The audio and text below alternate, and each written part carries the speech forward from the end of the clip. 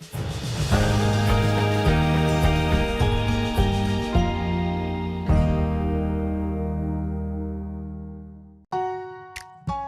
needs to be a place where people feel welcome, where people feel affirmed. My name is Joyce Esther. I serve as the president of Normandale Community College. For the most part, it's an opportunity to lead an organization that makes amazing changes in people's lives. I get to have a front row seat to all kinds of amazing things that's happening. Of course, it's all the management pieces, the financial pieces, but it really is about transformation. I was born in the 60s and I grew up outside of Chicago where there was some issues with race, and I remember driving to school in our school bus and having bottles and rocks thrown at our bus.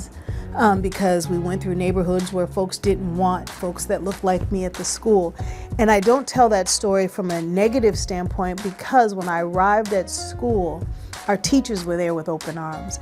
Our teachers made school that safe haven. So even though maybe we had to go through hell to get to school, when we got to school, that was our place. That was a safe space. And so for me, school will always be that safe space for our students, our faculty, and our staff. I don't know what kind of hell they've been through on their way getting here, but we have a responsibility to make sure that there's a safe space. We operate under Minnesota State Colleges and Universities system, and so oftentimes we get kind of our framework that comes from our system that all of us come under together. And so it was my responsibility to really figure out where Normandale can play in that. For these last several years, Minnesota State has operated under what we call Equity 2030, which is an opportunity to eliminate all equity gaps within our Minnesota State system. Here at Normandale, being the largest community college in the state with about 14,000 learners, it has been important for us to lead the way. So I have challenged myself and our institution to really look at how can we move the needle faster, because we believe it is imperative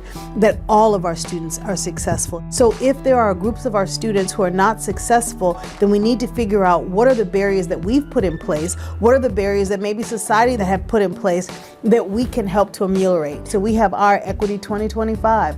Now will we get there in 2025? I don't know, I sure hope so, but I would much rather say we tried to do it in 5 years and we got there in 6 versus we tried in 10 and it took us 11 or 12. When I got the award, it was funny because 2 of my staff members received awards last year. And I remember being so very proud of them, because at the end of the day, as a president, I get to be the figurehead. But I do recognize that the work is happening on the front lines, that the work is happening way away from this office. To be considered a pioneer, there's a part of me that's like, okay, pioneer, am I that old? But I do recognize I've been on this campus 9 years. Actually, the tenure of college and university presidents is shorter and shorter.